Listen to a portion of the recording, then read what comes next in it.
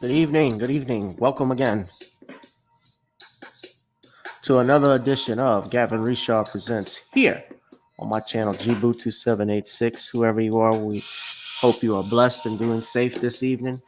We're going to get it in just a little bit. Just let me get my stuff together. Ladies and gentlemen, we got a lot to talk about, a lot to cover, a lot of ground. I hope you all are ready.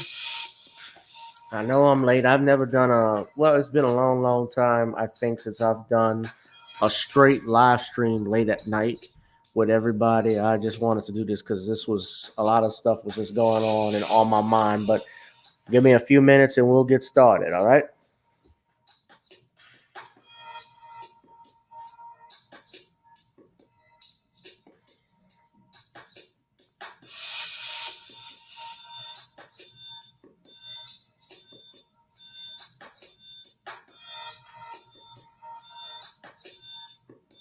Where is Black Media today? Black Media is right here. The new Black Media. That's what I am. Channel GBoo2786. And shout out to all the other contributors of New Black Media, such as Professor Black Truth, Black Authority, Tariq Nasheed, Nicole's View, Ron Hurd of We All Be News, Torian Rain, Sean James, and if I'm forgetting everyone else, Fly Nubian Queen. I can't forget those sisters. If I forget your names and I don't know your channel, forgive me. It's my head, not my heart. I also want to shout out Valerie Denise Jones, the sister that produces the Judge Joe Brown show. I'm sure she's listening. She's a friend on Facebook. So we all gonna get it in today. Let's just get it in right now.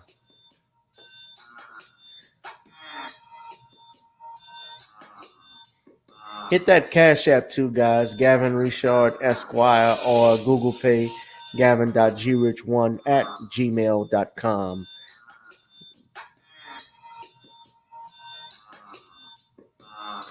We got a lot to get into today, man. A lot is just going on.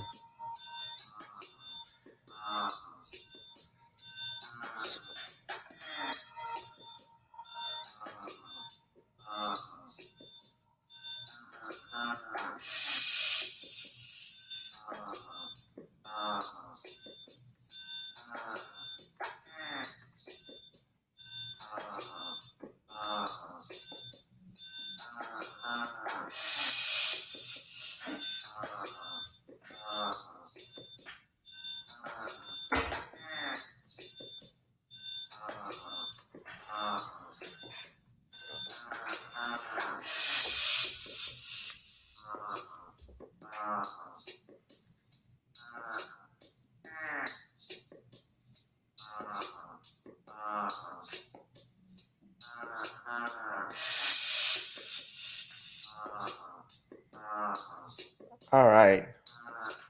I love it when the beat drops like that.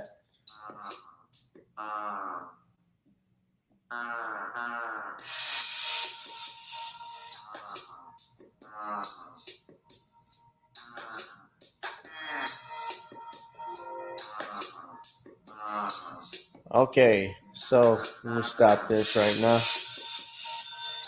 This is Gavin Richard Presents only on my channel GBoo2786. And welcome again this evening, guys. We're going to get right into it. Of course, everybody knows the decision last week by that little tweeb, Daniel Cameron, that little Negro that made a decision not to prosecute the police officers in the Breonna Taylor shooting. Well, there has been some new information that has been released, and that was provided for by vicenews.com. It calls into questioning or to question the actual decision not to prosecute, and also new questions about whether or not Kenneth Walker actually open fired or shot this police officer who was injured. And the official story, of course, is that one shot hit one of the detectives or one of the officers, Mattingly, if I'm not mistaken, is his name, in the leg. And as a result, the officers opened fire to a hail of bullets that didn't strike Mr. Walker, which I found very interesting. But Breonna Taylor was killed and struck 5 to 6 times. And earlier today, and of course, I think over the weekend, Vice has been dropping some gems and some information about that case. Now, this story that you're going to hear is coming from CBS News, CBS in the morning this morning. So I just like to say, of course, I hate showing Gayle King because I can't. You guys know why I can't stand her, but she and Pam Oliver look the same. But this comes from neither here nor there. This comes from CBS this morning. They reported this. This is, of course, coming from Vice. So just fair warning, fair use that this video, while I don't own the rights to it, it is being used for purposes under the fair use doctrine of the Copyright Code, Section 107, for purposes of criticism and news and offering analysis. So without further ado, I want to play this video, and I'm going to interrupt, what appears to be between takes, between scenes, so that we all can pay attention to it and hear what's being said and also give my analysis. So here we go. Immediate aftermath of the police raid that killed Breonna Taylor in Louisville. The video obtained by Vice News seems to show a possible violation of police policy after the shooting. CBS News has obtained other evidence showing the one shot fired by Taylor's boyfriend may not have hit an officer, as a Kentucky general claims. Adriana Diaz reports Kentucky general. I think you meant colonel. Faces criminal charges in this case seems to be in this newly released video. Never again visible. Over the weekend, never before body camera footage obtained and released by Vice News appears to show former detective Brett Hankinson, who was involved in the raid that killed Breonna Taylor, walking into the crime scene after the incident. According to Vice, that's him with a flashlight asking about shell casing. No, it's always looks like. So I'd back out until they get TIE in here. CBS News has not been able to verify the video. If Hankinson was indeed at the scene after the shooting, that would be a violation of police policy, which states officers involved in shootings are to be isolated from all non-essential individuals for the remainder of the initial investigation. All right, let me pause it right there. So Brett Hankinson, this is the officer, the only officer that was charged, not for the shooting of Breonna Taylor, but for shooting into the other adjacent apartment, was charged only with 3 counts of wanton endangerment. All right, which is something that they could even use for credit card violations and so forth. If you steal somebody's credit card, that's a charge that they can assert to you for called wanton endangerment in Kentucky. Now, he violated procedure when he went back to the crime scene. Okay, so right then and there, that calls into questioning what really happened, how was the investigation handled, because here is the man who was involved and had firsthand knowledge of the shooting, and he goes back to the crime scene. So what was he doing there? It raises a lot of questions. That was just tremendously shocking. Angelo Pinto is an activist with the group Until Freedom that works with Taylor's family. He says the video is troubling. It looks like, and I think it's clear in some instances, that a lot of departmental policies were being violated. But an attorney for the officer who was shot says these body camera videos don't show anything substantial. He says the officer still acted in legal self-defense. This state document raises additional questions. A portion of the Kentucky State Police ballistics report obtained by CBS News appears to not support State Attorney General Daniel Cameron's assertion that Taylor's boyfriend, Kenneth Walker, definitively shot Sergeant Jonathan Mattingly the night Taylor was killed. In part, it reads the bullet that hit Mattingly was neither identified nor eliminated as having been fired from Walker's gun. Okay, now we're about to see Kenneth Walker's attorney, who's going to come up here in a second. But right there, that is a defense attorney's dream. That is a criminal defense attorney's dream if you are representing Mr. Walker, because if the state did not even do, or the police did not even do a proper chain of custody, chain of evidence in regards to the ballistics report, and the ballistic reports disputes what you are saying, what the AG is saying. You heard that. The AG's report, the AG's conclusion is being disputed because remember, he said that the officers had 40 caliber pistols, whereas Kenneth Walker's gun was a 9mm, and that's 9mm is what shot Officer Manley in the leg. Well, they never did a ballistic test. They never tested that whether that bullet came from his gun. For all we know, maybe one of the bullets that was fired, the bullet that was fired from Kenneth Walker, probably didn't struck Mattingly.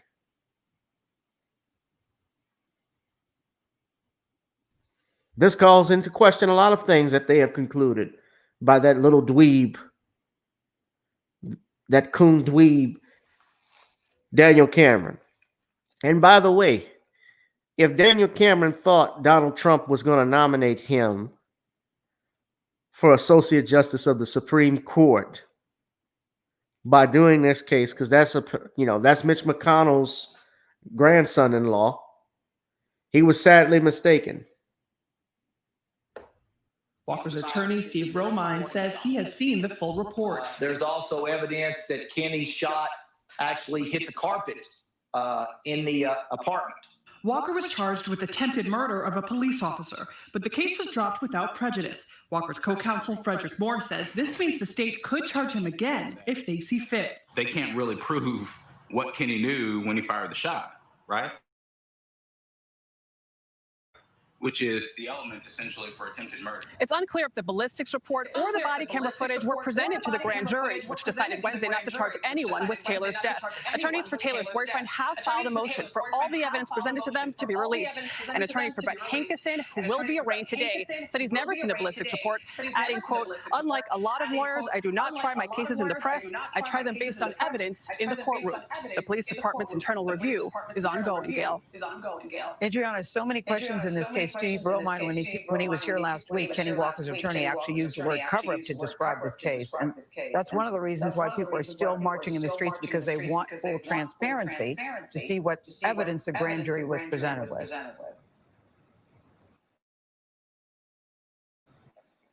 Absolutely, a lot of protesters.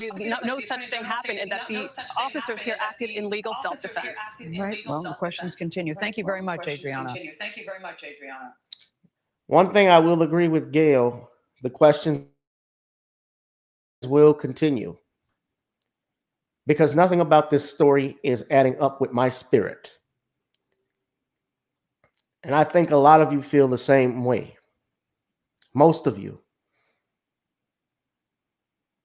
Now, this is another news story. This is coming from WLKY News Louisville. And in this video that we're going to see, this is a local news from Kentucky, from Louisville, Kentucky.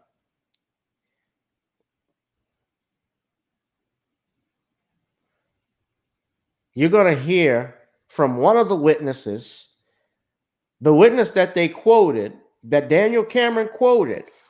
All right. He quoted as saying, heard the police officers announce themselves, but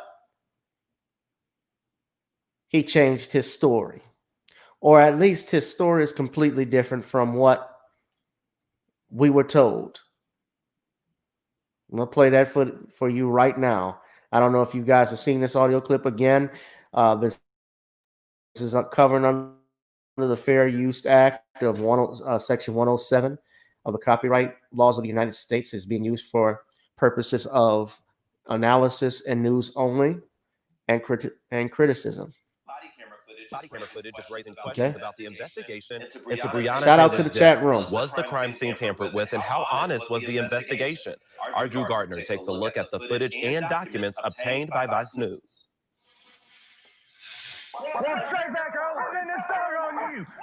Vice News reports on the night LMPD raided Breonna Taylor. I'm curious though too, how did this information get leaked to Vice, and how are they able to get this? Here, this has been going on for 6 months now. They waited so long to do an investigation to actually convene a grand jury after 6 months. And once Daniel Cameron decides he's not going to press charges against the officers involved and called this an accidental shooting. He did not even, how did Vice get a hold of it that quickly? And why have they been withholding? This is body camera footage now. Remember they said the body cameras were turned off? We got to check and see. Oh, there was no footage of it. We got to check and see if the cameras were actually shut off, or was this an officer that was on the scene? What happened? See, we never got that transparency with this case. Department, at least 45 responding officers had their body cameras rolling. That footage made its way into the Public Integrity Unit's investigation of the case and was obtained by Vice News. The video shows officers directly involved with the raid not immediately leaving the scene. And it shows Detective Brett Hankison at one point re-enter Taylor's apartment asking if a gun was found. So I'd back out until they get PIU in here. So. Isn't that very visible? No. According to LMPD, you saw that blurb in the back. That blurb had to be our sister Breonna. Hold up. That had to be Miss Taylor. Obviously laying there dead. Very visible. We did not see anything. According to LMPD standards and procedures, all officers involved in a critical incident must be paired with a peer support escort at the scene and isolated from all non-essential individuals for the remainder of the initial investigation. According to documents obtained by Vice News, Sergeant Jason Vance's investigative report says, quote, investigators observed Detective Hankison walking in and out of the primary scene. At 0200 hours, Sergeant Wilder and I verbally requested Hankison to remove himself from the primary scene and make contact with members of LMPD peer support. Hankison also left the scene without his peer support and went to U of L Hospital, where documents show he interacted with then Chief Steve Conrad. According to a transcript from a PIU interview with the chief, Conrad said he was, quote, surprised he was there. He goes on to say, it's just so contrary to what I've previously seen in officer-involved shootings. The PIU file also reveals details about the lone witness who told investigators he did hear police announce themselves before busting into Taylor's apartment. Now, this is it. You guys pay attention to that. Now, just to rewind, the sergeant had warned Hankison not to be there, right? So that's one thing. The other thing, too, is this. They were there obviously looking. It looks like he was looking for something. He kept asking, is there a gun? You see a gun. So they didn't find a gun or didn't know about it. So he was basically fishing for something that would have justified why he fired those shots. The Attorney General Daniel Cameron specifically referenced that testimony in his remarks following the grand jury decision. But according to taped interviews, the witness said something different on March 21st, just a week after the shooting. Did you hear them identify themselves either to you or to anyone else? I saw the uniform on there, so I know. And when I looked through the window, I saw it was a lot of police guys. Did you ever hear anyone identify themselves as police? No, nobody identified themselves. According to the PIU file. Let's stop it right there. What did Daniel Cameron say at the press conference in regards to Breonna Taylor's shooting? That there was a witness who said that what? That the police officers had announced themselves. One out of 12 other sworn witnesses who gave a statement and said something to the contrary. Now, I asked you guys last, when did the minority ever become the majority? How is it that late at night, this person with all of the cops banging on the door, he was able to hear police open up? How is that possible? It's unlikely.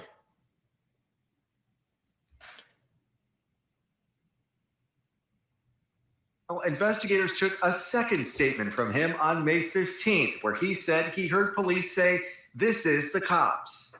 LMPD proceeded to interview him 3 separate times subsequent to that until they could get him to say that he heard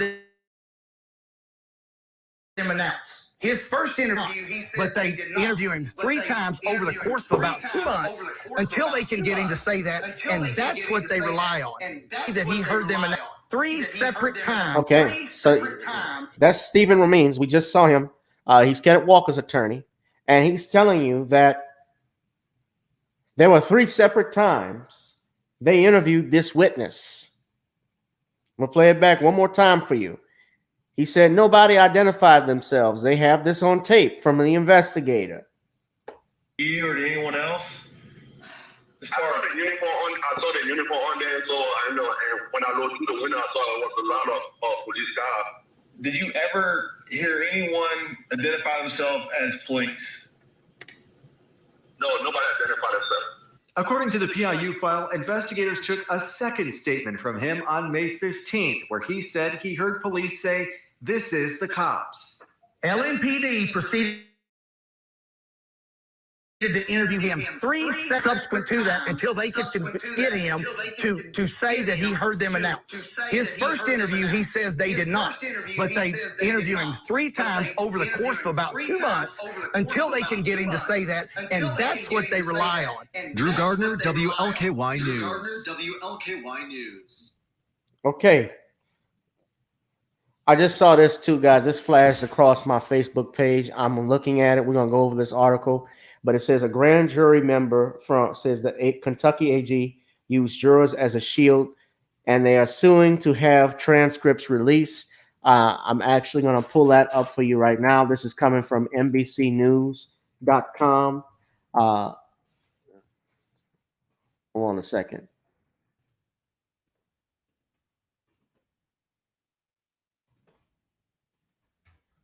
This is breaking news. About 3 hours ago, I'm pulling it up for you. What's going on, Squeaky G? Now,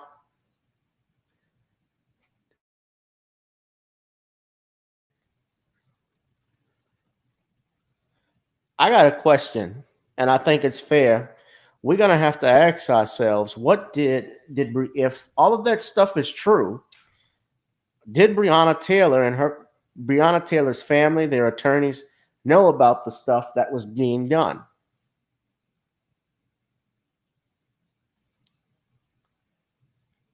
And why did they take this settlement?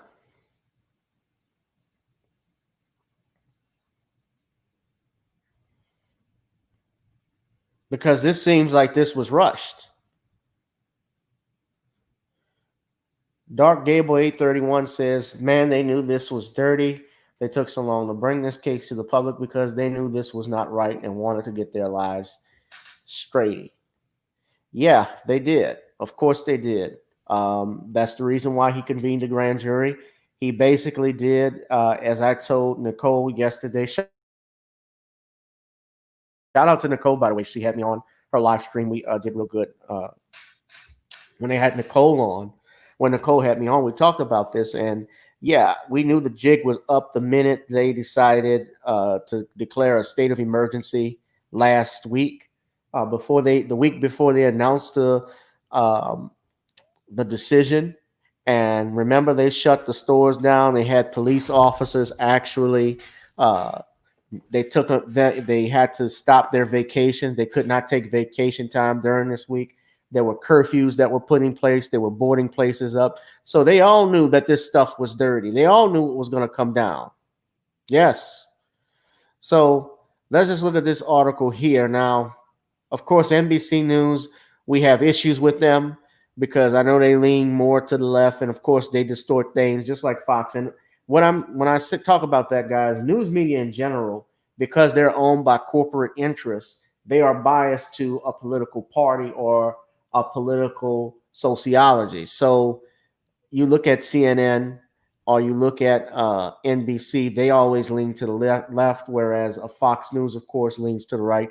Most news now, when people get there, if people want fair and unbiased news, they go to C-SPAN or they look on the internet. The internet or C-SPAN is where most people are getting their news these days. Can y'all hear me? I just want to see.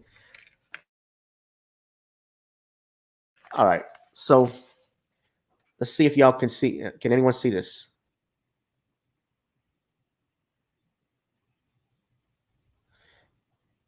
Taylor knew something. Did she know the cops were dealing? Was she starting to talk? You know, there have been people that have suggested that. What I think it is that, and ladies, I'm just saying this as a general rule, please watch the men you hang around with, who you sleep with, because that ex-boyfriend that she had, it looks like he was using her place as an address to do his dealings and so forth. And it doesn't mean that of course, that doesn't mean that she deserved to be killed. I'm not saying that at all. Without question, she didn't deserve what happened to her. She was unarmed. She was therefore an innocent bystander. And this should not have happened the way it did. And I certainly believe that there's been no transparency, and it looks like they are covering things up. Because remember, they just gave them $12 million to go, they just gave them that money that quickly. And keep in mind, too, with settlements, they happen all the time. They did not admit liability in that settlement. What they admitted to, and that typically happens because they don't want to open themselves up to further litigation if they admit that, because you have the situation with the adjacent apartment, the people in the adjacent apartments. They could possibly use this settlement as a way to get money from the city as well, because what's to say that they didn't suffer emotional distress and from the shooting that took place. It was a near-death experience that was caused by the ineptitude of police officers. So that certainly is grounds for a hell of a lawsuit. But let's read the article here. A member of the grand jury in the Breonna Taylor case filed a motion Monday in Louisville, Kentucky, to have sealed grand jury transcripts and records released so that the truth may prevail. This is her words. The motion, filed in Jefferson County 5 days after the jury's decision was announced, also asks the jurors be allowed to speak about the case as a matter of public interest. In a petition, an attorney for the anonymous juror notes that Kentucky AG Daniel Cameron made public statements that attempted to make it very clear that the grand jury alone made the decision. The citizens of the Commonwealth have demonstrated their lack of faith in the process and proceedings in this matter and the justice system itself, the filing said. Using the grand jurors as a shield to deflect accountability and responsibility for these decisions only sows more seeds of doubt in the process, while leaving a cold chill down the spines of future grand jurors. Cameron announced, I'm reading from my phone too, so Cameron announced that the grand jury had chosen not to issue indictments on homicide charges against any of the 3 officers who fired their guns in the police raid that killed Taylor in March. One former officer, Brett Hankinson, faces charges of wanton endangerment, accused of firing into a neighbor's home. He pled not guilty on Monday. During his hearing, the judge ordered that a recording of the grand jury proceedings be entered into the court record. The grand jury is meant to be a secretive body. It is apparent that the public interest in this case isn't going to allow that to happen, Cameron said in a statement. That is correct, sir. That's because you caused it. You caused it, Cameron. As the special prosecutor, our team has an ethical obligation not to release the recording from the grand jury proceedings, and we stand by our belief that such a release could compromise the ongoing federal investigation. It could have unintended consequences, such as poisoning the jury pool. Despite these concerns, we will comply with the judge's order to release the recording on Wednesday. Well, Cameron, you didn't want to prosecute this case. What are you scared of?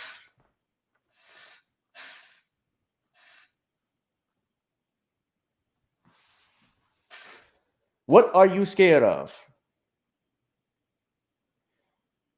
The release of the recording, he further says, will also address the legal complaint filed by an anonymous grand juror.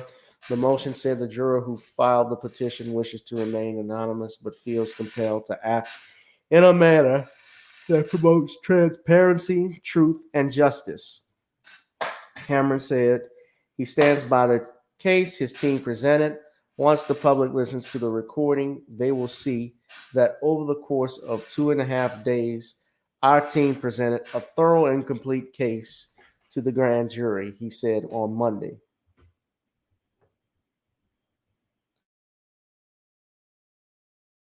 The petition said, I'm going to read all this. Kevin Glauber is an attorney for the grand jury. It says, it is apparently unjust for the jurors to be subjected to the level of accountability the Attorney General campaign for simply because they received a summons to serve their community at a time that adherence to the summons forced them to be involved in a matter that had caused such a palpable divide between sides.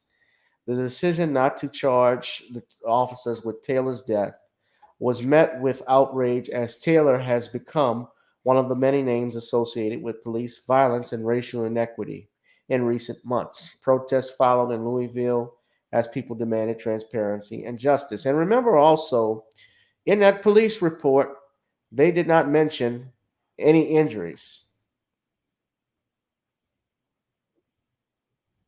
They did not mention any injuries to Breonna Taylor. So they basically did, I won't even say a shitty job. I think what they did was they obviously tried to cover this case up the best that they could, and it failed. Although they also have a successful outcome, they are not being prosecuted as we speak. Well, that lawsuit money that you're talking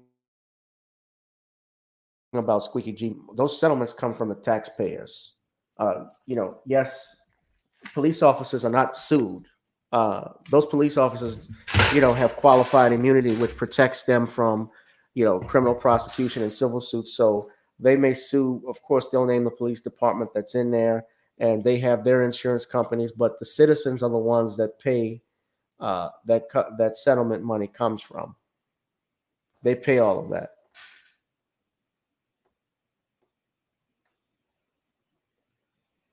So it's not like the officers are paying, for their crimes. And they're not even, their insurance money that they have, they're not even paying for that. That's all covered. One of the things they're talking about when they say police reform and so forth, they don't ever mention, having the police officers actually change their, pay for their insurance out of their pocket. They always want to mention about making it mandatory for body cams, banning a chokehold. This wasn't a chokehold. A body camera doesn't mean anything because George Floyd was killed on camera. There were body camera footage of that was released just last month about George Floyd. And we know it wasn't the chokehold that killed George.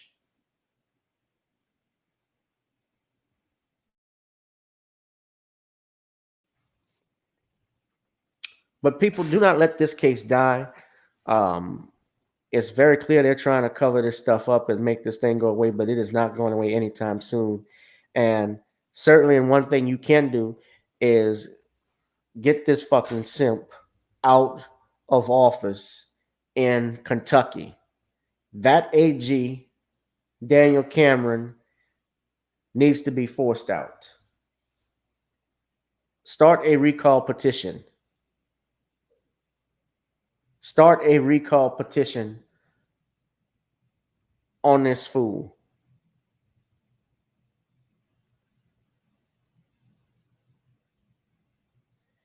Squeaky G says that Taylor shot 7 times, the boyfriend shot once, and he had the gun. That looks like a hit to me. You know what I said earlier, Squeaky? It's very strange that, and Skip and Shannon were saying this on Undisputed, that he is still alive, but she isn't. He opened fire and he survived. And I'm wondering how, with a hail of bullets firing at him firing at them, she was the only one that was taken. Now, I don't know exactly what happened. I'm not going to suggest that, anything more other than what the evidence has, but, was he,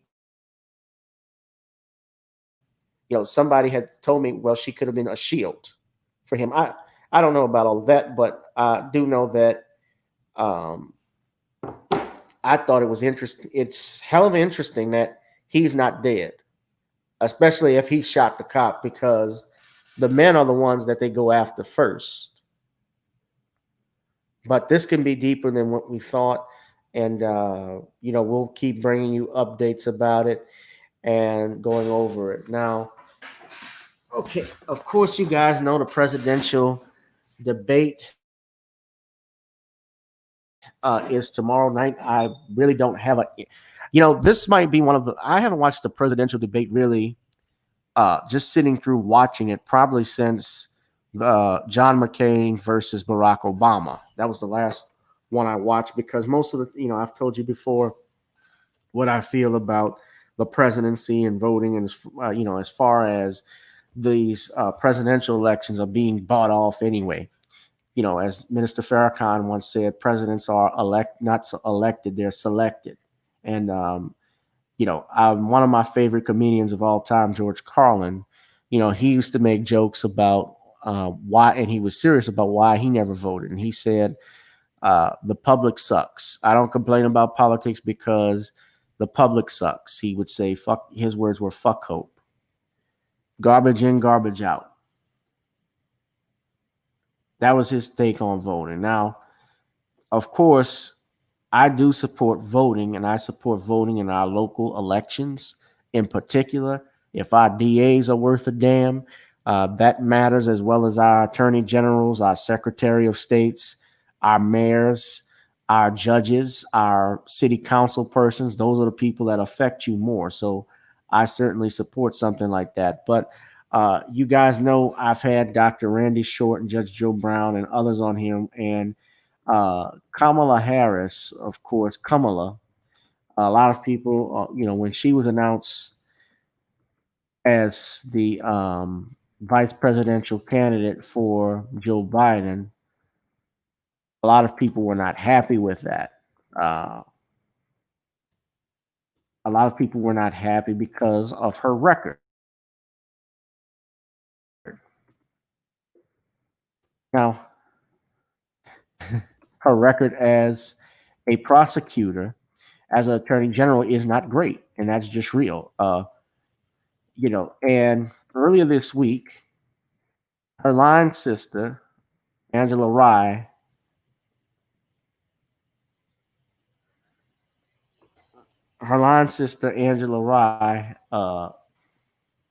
threw her some softball questions.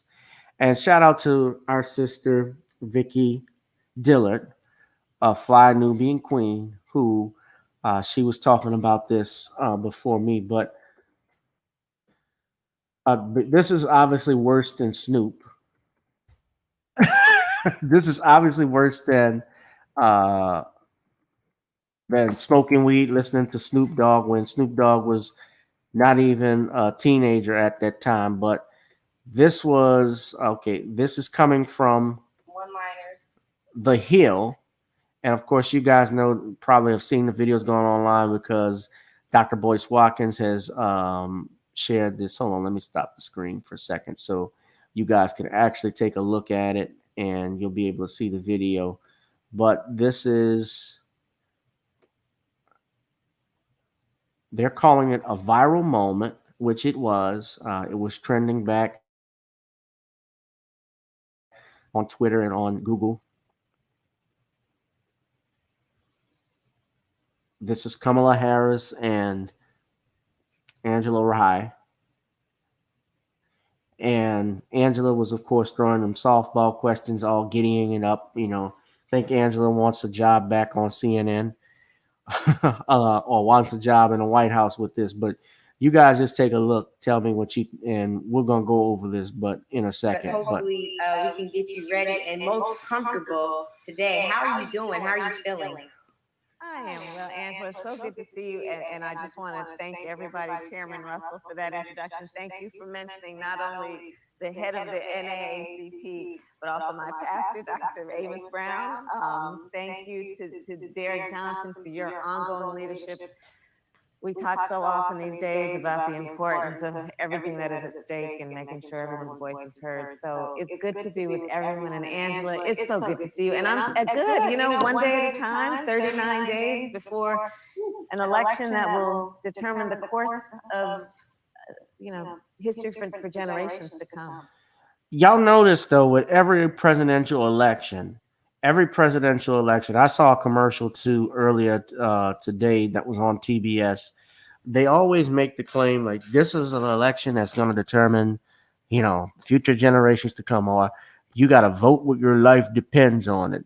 You know, I've never forget when George W. Bush ran against Al Gore, and that was in 2000. I was 14 at that time. Gosh, that's 20 years ago. I can't believe that. But I'll never forget, you know, people were saying, I had a teacher telling me about how his plan, he was going to vote. He was not going to vote for George W. Bush. He was talking about how he was going to, there's a possibility, you know, there's a very well distinct possibility that he could bring back slavery. His plan is to make minorities forget who they are as a people and move forward. You know, every election, we always use the same scare tactic and same shit. Now, that doesn't mean that I am a fan or an endorser of the Republican Party. By no means. I think that black people should have formed their own political party 40, 50 years ago. And that's where the civil rights movement dropped the ball.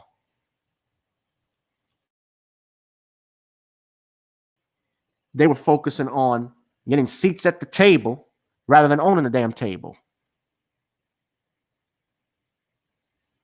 Hell, owning the house.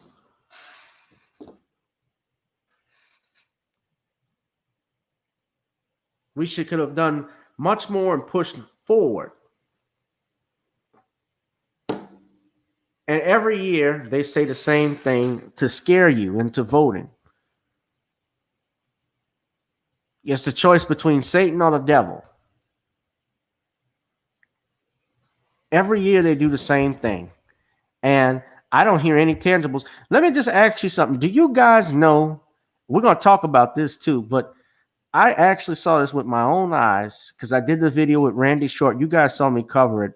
Kamala Harris has actually, and Joe Biden, they have actually approved a plan for Indian immigrants with the H-1B visas, a plan for them.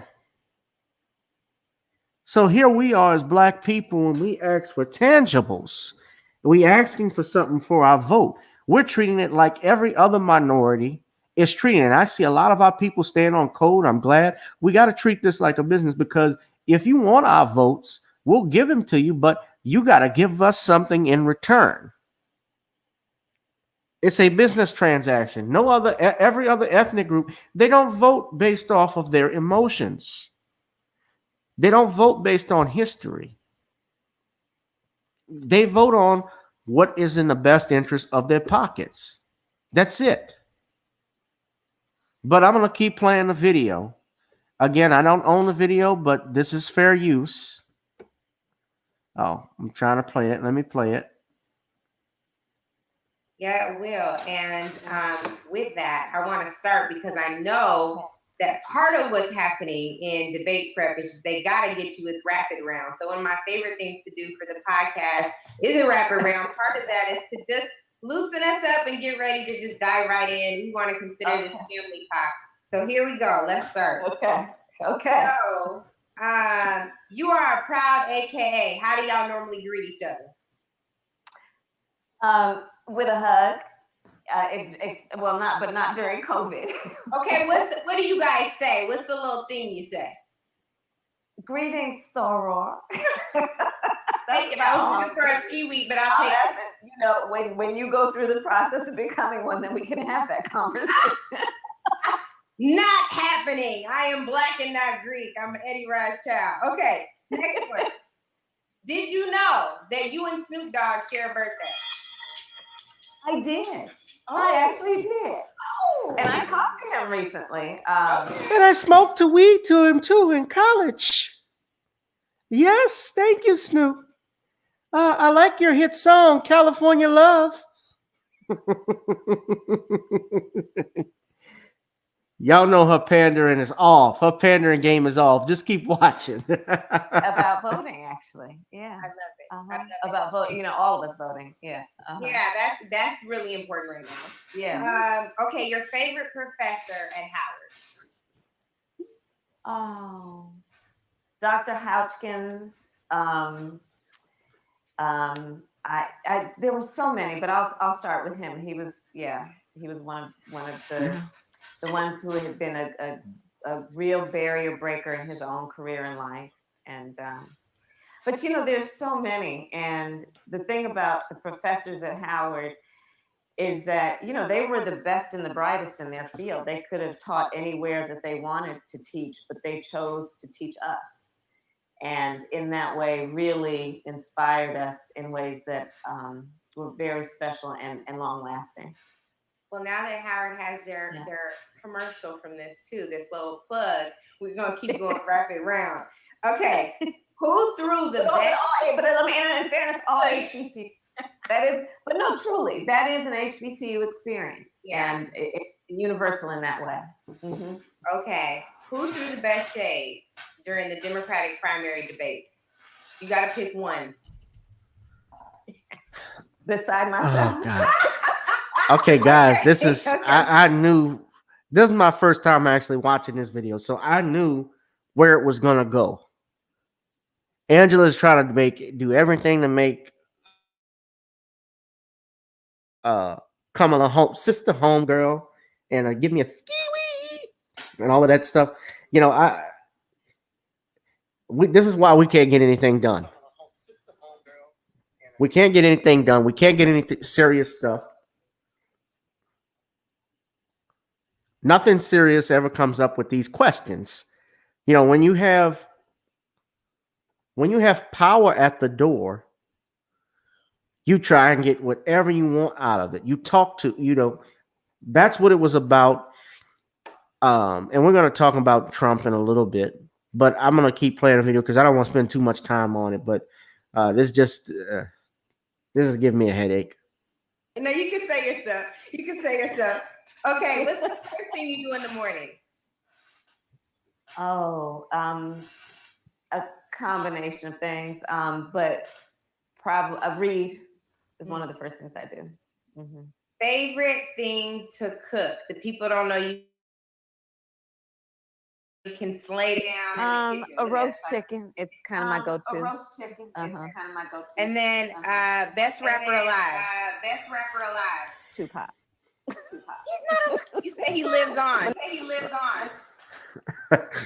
She said Tupac, the best rapper alive. Okay. This was worse than, I'm going to keep playing, but this was worse than the Snoop Dogg smoking marijuana, listening to Snoop in college. This was ridiculous. I know. I keep doing that. White people even know Tupac ain't alive. West Coast girls think Indian Tupac Americans know lives on. Tupac ain't alive. So Tupac, keep going. I keep doing that. Who would I say? I mean, there's so many. I mean, there are some that I and it gets more interesting, guys, because even Angela is going to ask her about the Breonna Taylor case. So I would not keep watching right now because they should stay in their lane. But others, I want to know who would have. Keep going. Keep moving. All right. That was not supposed to be a stumper either. What about? Okay. AK was founded when and where? In 1908 at Howard. Another plug for Howard. Okay, person who you would fangirl over the most if you met them right now. Angela, why are you doing this to me? The person I would fangirl the most. I don't know, Beyonce. Okay, Beyonce. Mhm. And then what about the last person you called? Who's the last person you called? The last person I called on the phone was. I'm surprised she didn't say Roxanne. Roxanne, Roxanne. I want to be your man. Ask him, am I running on time or not? Hear that. Okay, the last thing I want to tell you is, did you know, this is my last rapid round, did you know that Mina just made gumbo and made the base, the roof with chicky flour? Oh goodness, I did not know that. I did not do that. She didn't need to do that though. See, there are certain things you just don't need to change. And just flour is how you make a roof. All right, You don't need so to do chicken let me just flour. stop it here. But Right. there was further comments and talks into the Flour. All right, let me stop this shit. Excuse me. Yeah, so basically they did everything to blacken up. You know, you got Kamala coming out of the airplane with her Timbs on and her Chuck Taylors. You know, they're trying to do everything to make her hip. She's doing these sit downs with her line sister Angela Rye to talk about what she thinks about to her favorite rapper alive, who you fangirl over, all this other bullshit. And people are not interested in that, man. People are tired. You know, I don't know who her pandering coach is, but they're doing everything to tie her to the black community. And she's not, I'm being real. She's not a part of it. She's not interested in it. You know, she actually said that she's not going to do anything for the black community. This is documented. I don't know what more y'all want me to say. And you people who get mad at me because you think I'm a Trump supporter, or that I'm just too critical on her and some shit. I don't know what you guys are the real problem, because you're not asking anything for your vote and you're just voting blindly.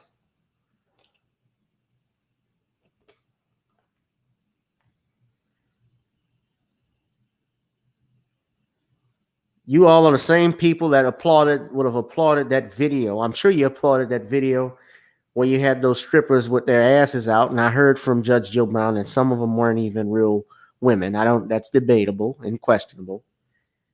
And that wouldn't surprise me if they were, but they put that out there and basically a slap in the face to black men. But you all, I'm sure, will co-sign that bullshit.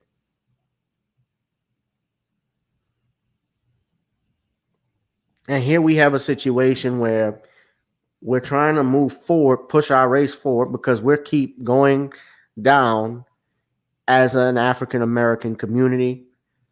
We don't have, in our cities, various cities, and I don't even have to guess, but there's always a part of town in any neighborhood where there's a poor section of that town. There's a poor section in that town, and the other side of the town has all of the resources that you wish and desire for. Well, brothers and sisters, that is the main reason why we don't get anything, because we don't treat this as a business. We treat it like a damn clown show.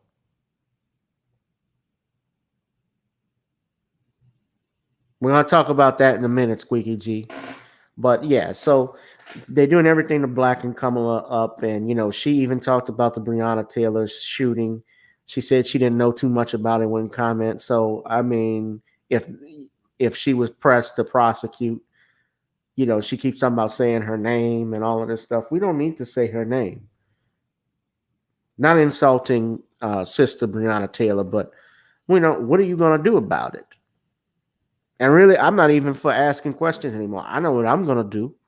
I'm telling y'all, hey, step your Second Amendment game up. The Bill of Rights is meant for you too, black people. The Second Amendment is meant for you. I'm not telling you to go out and kill people, but you go buy you some guns and ammunition, a bulk ammunition if you can. Go to a shooting range. Get a concealed carrier's permit. There's nothing wrong with that. Exercise your rights, or they'll be stripped away.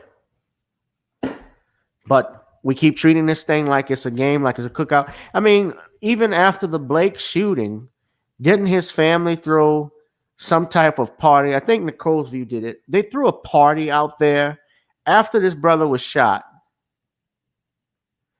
After his brother was shot, they threw a party, and it was to do a voter drive and so forth. Nobody's, you know, all of that pandering shit, that doesn't work anymore. People are not interested in that. I'm sorry, but it's just not. The young people are tired. They are fed up with the lies that have been fed to them, including me, since we were kids.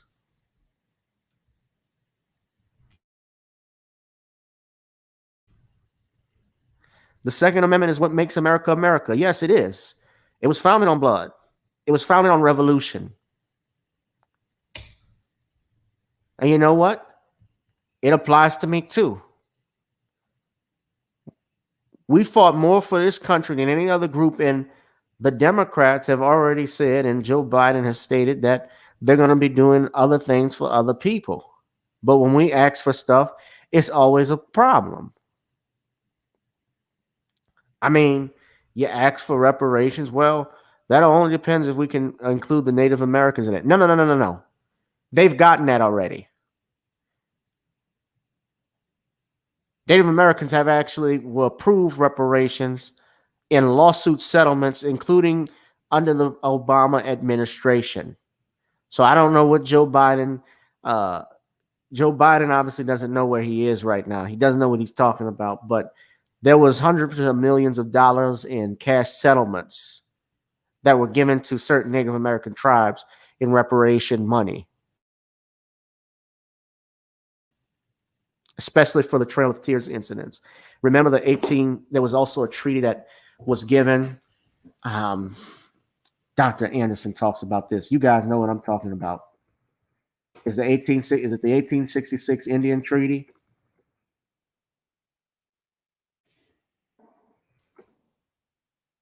There was a Cherokee freedman controversy.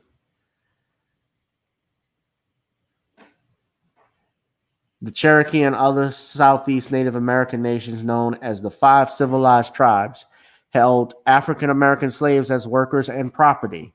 And after the Civil War, the Cherokee freedmen were emancipated and allowed to become citizens of the Cherokee Nation in accordance with a Reconstruction Treaty.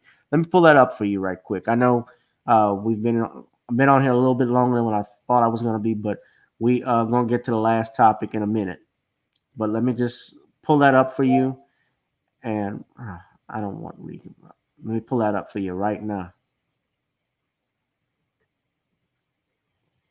And you guys actually check this article out on Wikipedia, but this is about the Cherokee, the 1866 Indian Treaty that was to free the Cherokee freedmen, and they were betrayed.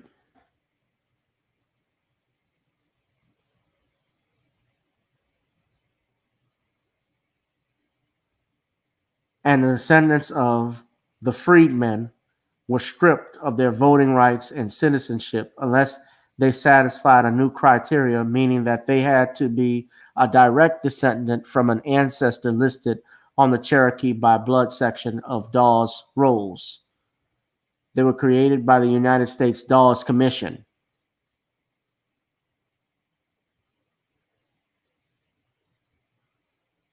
So I don't want to hear this stuff about they deserving reparations when they get their reparations.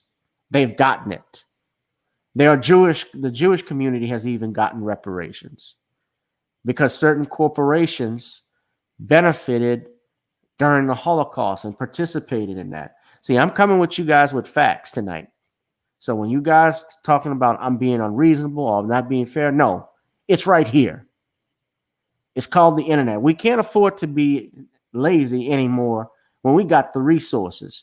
This is the time when all of us right now should be building our own businesses. buying blocks of land,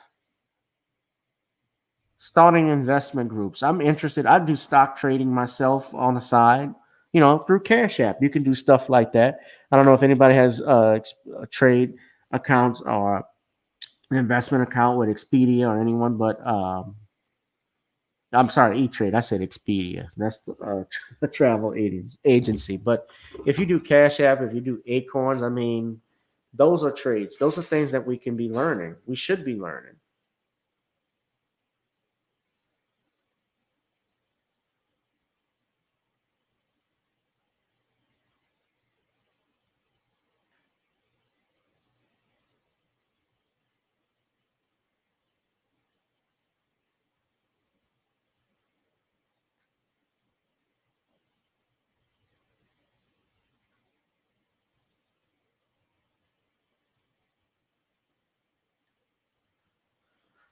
So, we're gonna move on. This was my final thing. Of course, this is the big news about Trump's tax returns, and I want to address the economic plan that he has.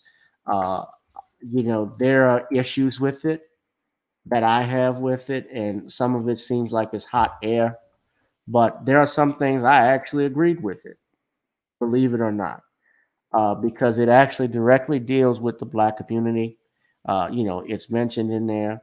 Of course, there may be issues with the language when you talk about minority coalitions and things like that. When they use stories such as that, that is always an issue because minority is a loose term that can apply to any group of people in the United States. LGBTQ qualifies as a minority. Women qualify as a minority. Jewish groups qualify as Jewish religion. Anybody in the Jewish faith qualifies as a minority. So we have to be very careful with terms like that. On the other hand, I do think it is good and at least at the bare minimum, a step in the right direction because it addresses some things I agree with. I do agree with, of course, when you talk about $500 billion economic plan on its face, that sounds great. Of course, they serve a purpose, and I think that, of course, women's, HBCUs and funding, yes, they should be funded directly. I was talking with Dr. Randy Short, and Dr. Short even said I didn't agree with him, but he said Trump, this is his words, of course, if you go look at his video, he said Trump is the president that has done more for Black people in recent history. And then I asked him what we meant by that. And he mentioned, the First Step Act, the prison reform stuff that he was doing. He was talking about how, the pardons that he had given to the various, to women like Angela Stanton King, who's running for John Lewis's seat. The funding of HBCUs. I thought it was interesting. I didn't agree necessarily with that. That was his words, but he was giving me his facts and issues. Now, I remember this too, and we got to remember history. We as a country have always had racist presidents. We have always been around. If you go to work right now, and people may think that's me, people can get upset and think that call Dr. They damn sure can't call Dr. Short a sellout. But when I question things, I bring stuff like that up. People going to meet Donald Trump, we call them a sellout. Steve Harvey and Kanye West. Of course, I don't think celebrities make the great spokesperson. They're not. Especially athletes are the worst. Ray Lewis was up there. Remember, everybody was dogging him. But you know something? We go to work every day. All of us, most of us, we go to work for a white man or work with people we don't get along with. And we do it why? Because it's our job. You got to put bread on the table. You got to take care of your family. You got to meet with people. You got to keep the lights on. That's the reason why we do it. So I don't necessarily have a problem if it's going to be productive. If we're going to have a meeting that's going to be productive. But when you take the good with the bad as well, because when I think of presidents like even Lyndon Baines Johnson is on audio tape calling black, Dr. King nigger, talking about how, you see, for the next 50 years, I'll have these niggers voting for the Democratic Party. I believe it was, he also said, if you can convince the poorest white man that he was better than even the richest black man or a colored person, as they would say back then they'll be voting for you for a long time. You can convince him of that. I'm paraphrasing the exact quote. Yeah, Dr. Short puts pressure on the Democrats for good reason. Yeah, I'm paraphrasing his quote. And of course, you got CNN. They're obviously, they wanted to reveal this, and $750 in 2016 and 2017. Trump paid just $750 in federal income taxes, far less than many Americans who are working hard amid a deep recession to stay afloat. Trump took huge deductions, including $70,000 to take care of his hair, and also appeared to write off $1,000 paying his daughter's Ivanka as a consultant to the Trump organization, according to the Times report. Now, let me just say this. WWL, of course, I was just listening to that. And part of the reason you always want to know what your enemy is thinking to people. So, yeah, WWL, that's a redneck organization. And, I've listened to them just occasionally to see what's going on. And Newell Norman, who was the former sheriff of Jefferson Parish, and he's a racist motherfucker. That's my opinion. He made a comment of something along the lines that when they were talking about the Trump release of his income taxes, a lot of people were tripping about it or mentioning it because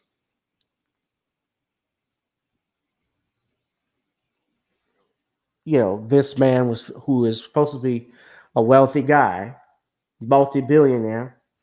He has resorts, he has casinos across the world, all throughout the United States. Of course, New Jersey and New York, you got Trump Tower and so forth. He has his vacation homes in Florida and elsewhere.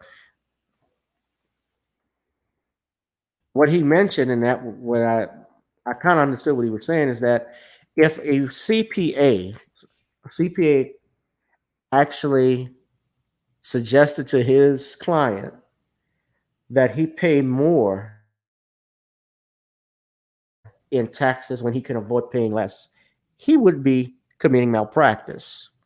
Now, I just think about that logically, and I can understand the point that he was trying to make and others, because people, when they go to when income tax day comes, people will do their best to try and avoid paying as much in taxes as they could. I'm not saying that I cheat.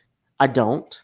And I don't think other people cheat. But if there's a deduction that can be made for myself that would require me from paying less, I won't, hell yeah, I would take it. And he's doing this he's using the system. Now, where the racist part and the disparities come in, if you take, and shout out to our brother, Judge Joe Brown. I got to do a live stream again with Judge Joe Brown, because I will be talking about the foundational Black American Conference that took place in Atlanta this couple of weeks ago. I enjoyed myself. I got a chance to meet Brother Ron Hurd of We All Be News. I got to meet Judge Joe Brown in person. I also got to see and link up with Black business owners. And that's really what this was about. This was a networking opportunity for many entrepreneurs, people that host their podcasts, and like myself, people that are in new black media. This was a great opportunity to do that. So I was grateful that I took that trip, although it was a long drive, to be up there. So, and I think of that. I'm just thinking of that number that he paid, $750. I remember All About the Benjamins with Mike Epps. 735 47. Do do do do do do. 45 47. I've got the numbers mixed up. 750.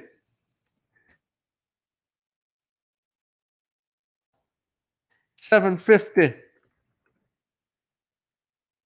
I was just thinking about that when I saw it. But yeah, so what yeah, to get back to what I was saying and to my point, of course, people try to um, avoid paying as much in income taxes as possible. Now, what I was going to say is what Judge Joe Brown was talking about, and I saw him tweeting this. Wesley Snipes, who was a friend of his, y'all remember Wesley Snipes a few years ago? Wesley Snipes was sentenced to jail. He was released, I believe, in 2015 over income tax evasion. All right. And from what Judge Joe Brown stated, Wesley Snipes had a bad choice of counsel. He was actually entitled to a refund because he actually overpaid the IRS. The IRS noted he had overpaid his taxes for the years in question, and he was entitled to a refund about $250,000. But instead, he was sentenced to 3 years in prison, and Judge Joe Brown testified on his behalf.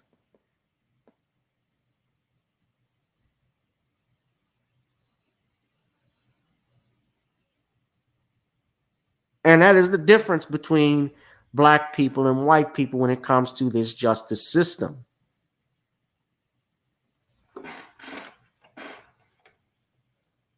You have somebody that overpays his taxes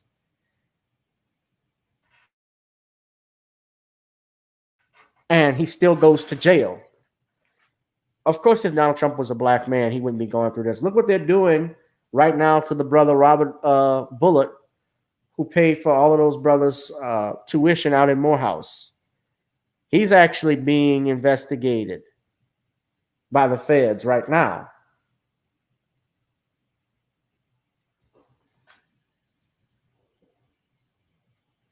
Y'all know that? I did a video on that. A black multimillionaire, Robert Smith. Excuse me, I said Bullitt. It's Robert Smith. Excuse me. I butcher names from time to time. That wealthy investor.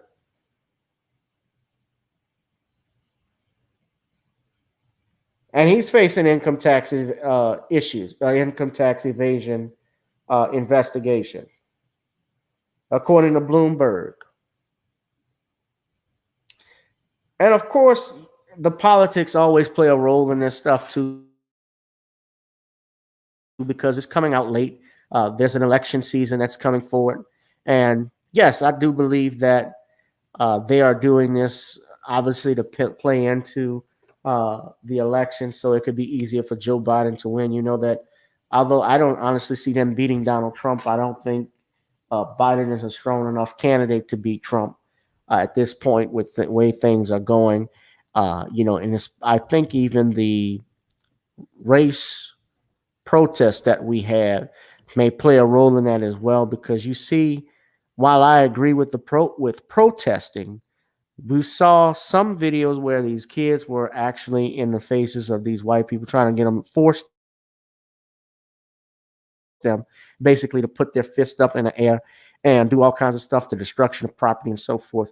I would not be surprised if Trump won based off of that, because that those police unions are very powerful.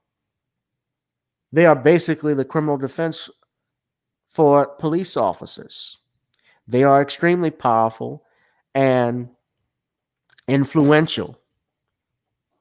They influence your local elections with your DAs, and they're especially influential in presidential elections. So, but anyway, I digress. But nevertheless, that is the difference between a Donald Trump and a Robert Smith. That's a black man who is trying to do something for black people. And I got to do another video on that because I'm apparently looking at this and, the griot is saying, Robert is asking the question, did Robert F. Smith use Black America?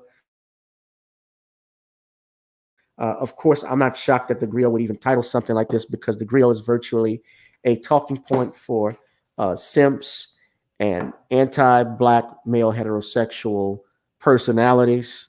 They are certainly not a black, even though they may market themselves as a black-owned organization. They're basically white folks dipped in caramel, like Archie Bunker once said. They have no respect for heterosexual black men, strong black men. They don't like seeing things like that. And they speak down on others. And that's why most of these so-called black media outlets like Ebony and Essence, and as well as the Grill, they're falling apart. Remember, they actually had the Root as well. I don't know the difference between the Root and the Grill. From time to time, I mix it up. But yeah, you guys can even look at this. But, of course, Robert Smith situation, I'm hoping none of that is true and that he gets good representation with results of that. But yeah, Robert F. Smith is being investigated for that. They always do articles against black men, yes. And Jamel Yoda Hill always approves of them, as does the Root. Remember when the Root had that hit piece on black men, calling straight black men the new white supremacist?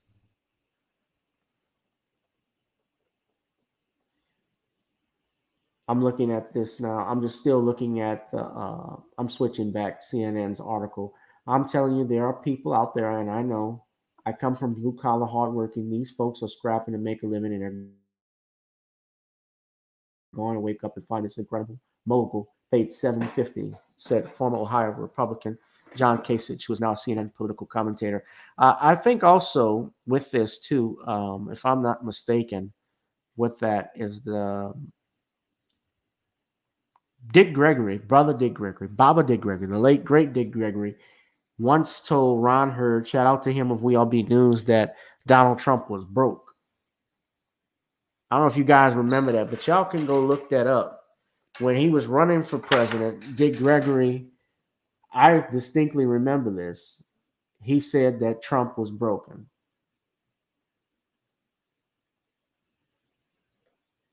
And hold on, get out of here. And now that I think about it, is he talking about? I'm just wondering. How did Dick get that? Dick always got the information. So Dick knew something on the inside. I always, people always, there were some people that thought Dick Gregory was an agent because he knew so much about certain things that nobody else would know. But I think Dick Gregory was just a top-notch investigator. Like, he knew some shit. Like, he did say that. Yeah, Dark Gable, thank you. He did say that. I remember that. Let's see if we can look that up right quick.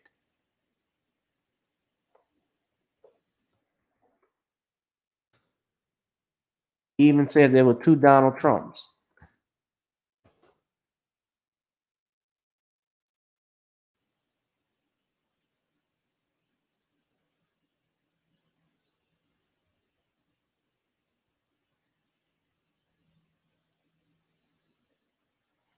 I'm trying to see. Oh, I'm trying to find it. Hold on. I know Ron has the videos. Let's see if we can.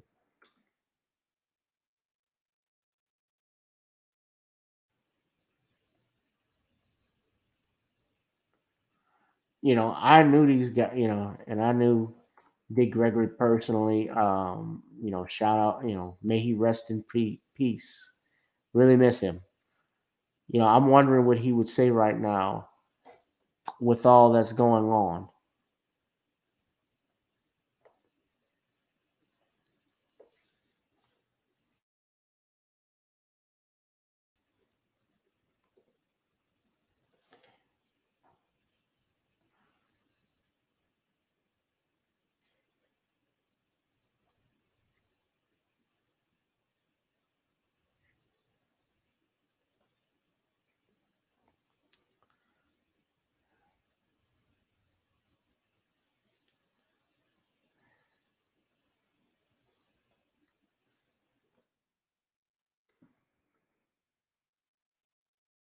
Let's see.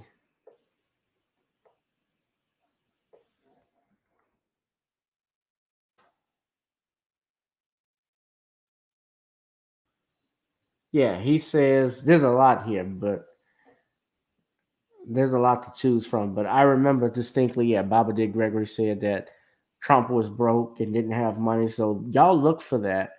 And we're going to actually put up, I'm going to shout out to my brother. It was good to see him at the Foundational Black American Conference.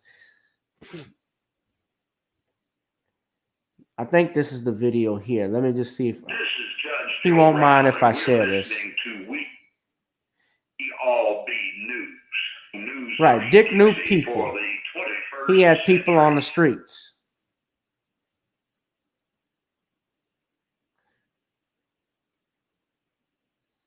Okay, well, Ron might be upset if I share this. But I'm gonna leave the link to it. I'm gonna leave the link to it so you guys can check it out. But I think this was the video. And I'm gonna put it in the chat box so everybody could see it right there. You all can go to it. But I think, yeah, he said Donald Trump was going broke. So I'm just wondering, is that part of that? And yeah, Dark Gable, Jamel Hill has signed off on a lot of shit. She was even supporting that "get your booty to the polls" thing. Yeah, I did video. Dark Gable, shoot me an email too. Gavin.grich1@gmail.com, man. I shot the video on my channel of Judge Joe Brown at the panel discussion with the Foundational Black American Conference. That was a treat to be there. But you guys got to actually, I'll do a whole video or live stream with different things, pictures that I took with people. I have pictures, I got to find them, of myself with Baba D. Gregory. And I even have, I still have my interview with him from 2007 in my apartment when I was interviewing him for my book for Katrina. So I might as well upload that for everybody to see. I'm not making any money from it. I barely made any money from selling a book.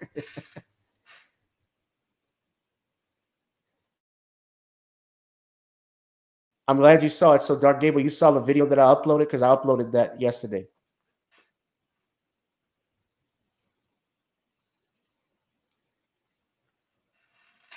Yeah, I had uploaded that this weekend. I got a few other things too. Brother Rizza Islam, I saw got him on it, but Judge was laying it out at that conference. He was the reason, it was, I won't say it was dead, but it was awake when he spoke. They were wide awake. People were clapping and applauding because we were happy to see him, and he was laying out knowledge.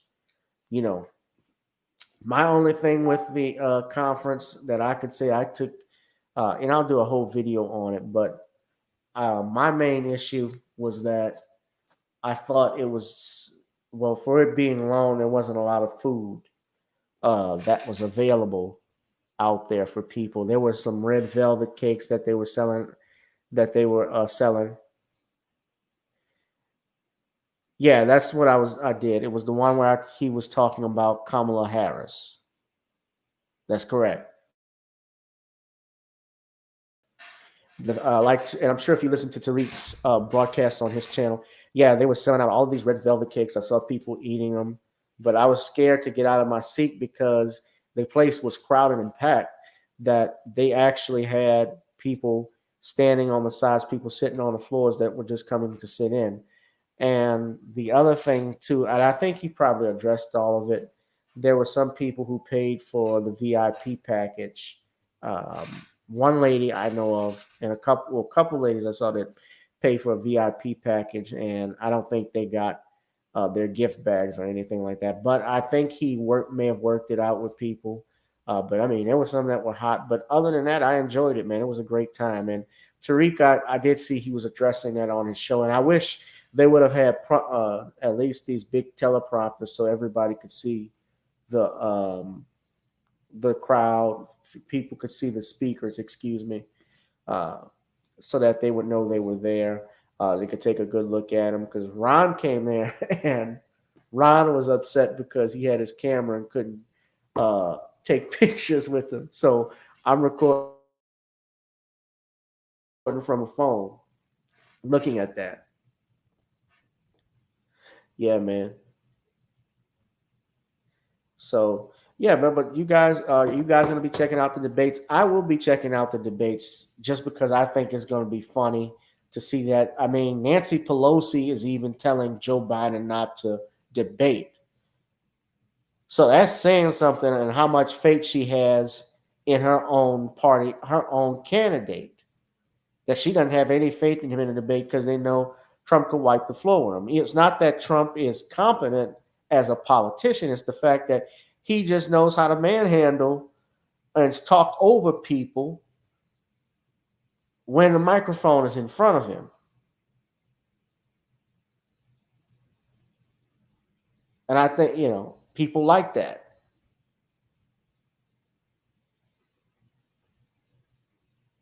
I see Brother Bernard is in the house. Great stuff, brother. How you doing, brother? Garrick, I'm just addressing some of the questions. I'm seeing when you guys do, when I do the multi-stream, what happens is that I can only look at, I'm flipping in between the YouTube channel and the Facebook channel because the comments don't come up from other people in StreamYard on Facebook. But I can see people on YouTube that comment. I can see if I comment on Facebook, but I can't see anyone else. So I'm in between. But shout out to Brother Bernard Johnson. Shout out to he's got a YouTube channel as well. Bernard Johnson's. I think it's King BJ Johnson, if I'm not mistaken, is the YouTube channel. He had the judge on yesterday. Garrick, when you say tips, I don't know what tips you mean, but do you mean tips as far as doing real estate and stock? I mean, it's very simple. If you get a Cash App, you can actually put some money into it and choose the stocks that you want. Now, they have obviously different things you can invest in. You can invest in Roku. You can invest in Netflix, Apple, Coca-Cola. I've done a couple of things with Coke, and you got to put up a lot of money. I think they estimate when you do real estate and stock, when you do stock investments, if you really want a huge profit turnover, you got to put up a lot of money. You got to put up like $1,500, $2,000 and so forth if you want to see a big turnover. And it just depends on the market. It depends on what you're investing in. So at any rate, guys, I am going to close this night out. I see we got people in the chat. Let's see if we got some more people in the chat. Shout out to Brother Brian Ponder. I actually saw him. He's a fellow attorney. I actually saw him when I was in Atlanta. I can't wait till, I guess they're going to do another conference. It'll probably be in, they're talking about, I hope he brings it to New Orleans. I'm hearing he's thinking about Tulsa, Oklahoma. But who knows? I don't know if I'll go there. But do they have anybody from Oklahoma? What do they have to do up there?